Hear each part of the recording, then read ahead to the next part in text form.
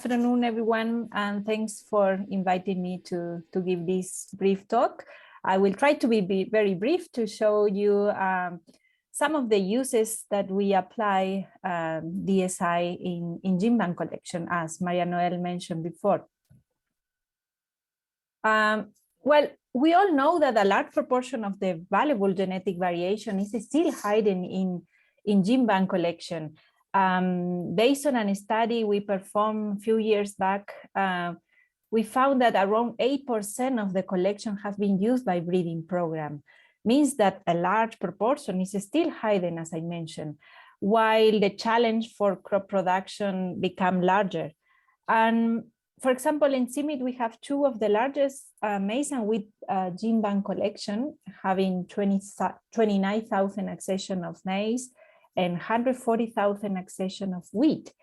But before using, we need to understand the collection, no? And the ideally will be phenotype the whole collection. But of course, the costs are big, it's a lot of time consuming, and we have interaction with the environment. And by genotyping, by creating digital sequence information, we reduce the cost, we reduce the time as well, and we don't have any interaction with the environment. So it means that DSI allow comparing material at molecular level more efficiently. This is an example of a study we performed in the wheat collection. What you can see here is a diversity analysis of all only domesticated bred wheat. We include 60,000 accessions. So each of the dots you can see here represent one accession of the collection. You can also see the structure and the composition of the collection. So now we can understand better what we concern for so many years. So what proportion of elite background we have, what proportion of land races, and from where these land races come from. So diversity analysis stress a role of key founding varieties in modern breeding program, and also identify land races with potential value in breeding. Another important activities we did with using DSI is the curation of the passport information. As Maria Noel mentioned before, also another example. This is in wheat. In red, for example, you can see the hexaploid wheat, in green tetraploid wheat, and in blue, the wild relative. But you can also observe some red dots across the green. Means that there is an error in the passport data, that many accession were tetraploid, but genetically were hexaploid. So we managed to fix all this passport information based on markers on the genome. So wheat has A, B, and D genome. If we have an accession with only A and B, of course, it's not an hexaploid, it's a tetraploid accession. So all this information allow us to fix all this problem in the collection.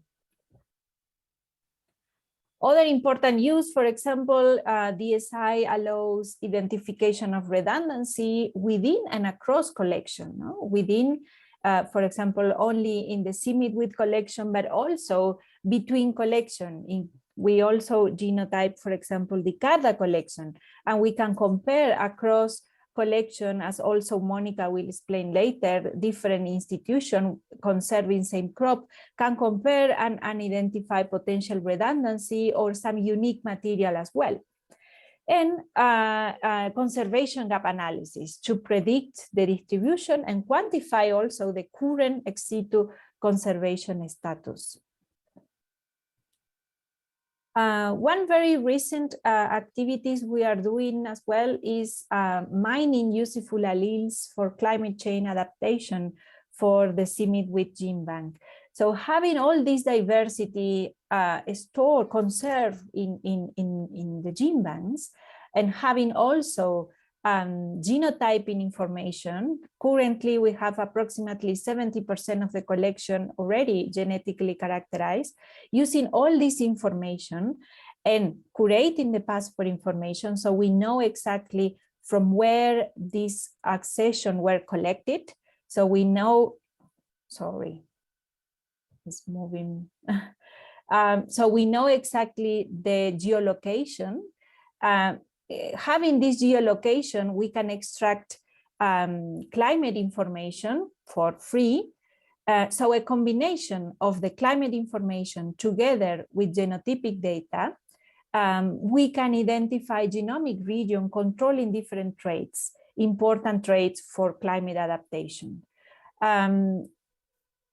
Some of the traits that we can work is drought, temperature stress, acid soil, salinity, fertility, agronomic practice adaptations. These are some of them traits that we can work. So it's very relevant for today's and future challenge.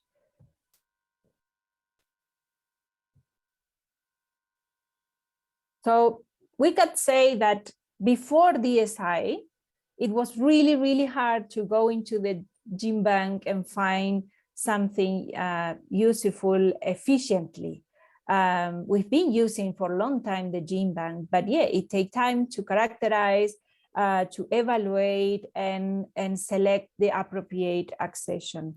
Now, with all the information we have, we can manage differently. So I believe it's a new era for the gene bank using DSI, and we can search more efficiently and find the right accession for different purposes, for climate change, for food security, for different purposes. We can target more efficiently the accession we need or relevant for the problem we are facing.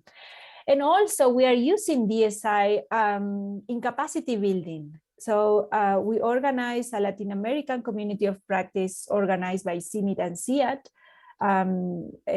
Monica is here as well. She's one of the organizers as well. And we use genomic and digital tools to enhance the conservation of genetic resources. So we created this community of practice for Latin America, and we introduced them the use of DSI to manage the collection.